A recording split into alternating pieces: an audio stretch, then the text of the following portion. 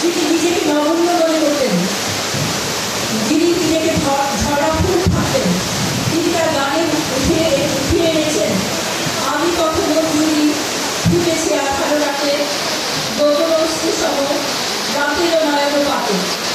প্রিয় সুধী মণ্ডলী, আজ যেখানে দাঁড়িয়ে আমি এখানে কথা বলছি এই জনপদে, আপনারা কথা শুনেছেন নজরুলের কৈশোরের জীবনযাপনের নিজের কোনো সময় কেটেছে।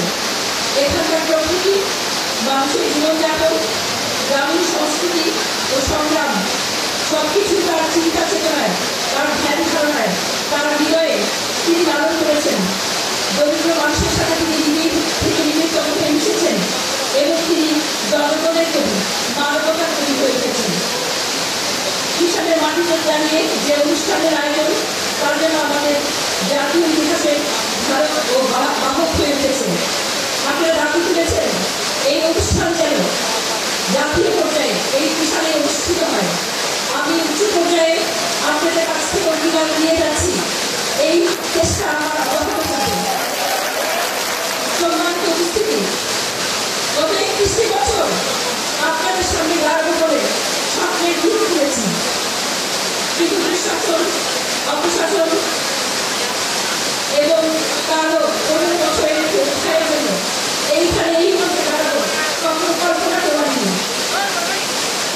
দুঃশাসনে আমাদের সন্তানেরা বুকের তাজা রক্ত ঢেলে একটি নতুন বাংলাদেশ আমাদেরকে হাতে দিয়েছে।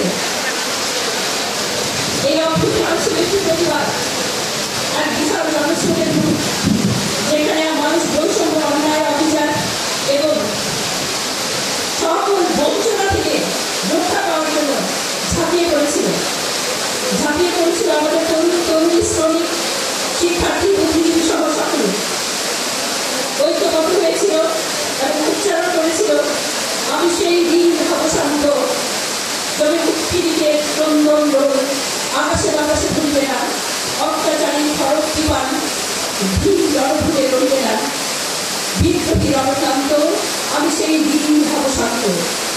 সম্মানিত উপস্থিতি, 2024 সালের জুলাই মাসের গোড়ার দিকে বাংলাদেশের ছাত্র রাজনীতির অভ্যুত্থান আন্দোলনের একটা সময় আমরা দেখেছি সংস্কারের দাবি করে ছাত্ররা আন্দোলন চূড়ান্ত ধারণ করে। আন্দোলনের শুরু থেকে ছাত্রছাত্রীরা নজরুলের লেখা গান, কবিতা ইত্যাদিকে স্থগিত করে এগিয়ে যায়। ছাত্র জনতার পদচারণায় ঘটিত হয়ে ওঠে দুর্গমী কামকাঞ্জন, দুস্তর পারাবার, লঙ্ঘিত হয়ে রাত্রি নিশীথে যাত্রীরা হুঁশিয়ার। বজ্রকণ্ঠে তারা উদ্দীপিত হয়ে বলে কারণই লৌহ কপাট, ভেঙে ফেল কর্ণের কপাট, রক্ত জমাট শিকল পূজার পাশার নেই, ওরেও তরুণ বিশাল বাগানোর ক্রমে বিশাল ধ্বংস বিশাল প্রাচীন প্রাচীন দেবী। এই তারা গিয়ে ওঠে শিকল করা সব, ওদের শিকল করা সব, এই শিকল করে শিকল করে বিকল।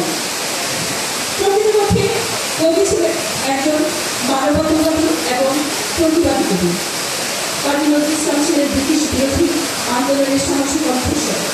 তিনি তার রচনায় সাম্রাজ্যবাদ, শোষণ, বৈষম্য এবং অমানবিকতার বিরুদ্ধে বিদ্রোহ ঘোষণা করেছিলেন।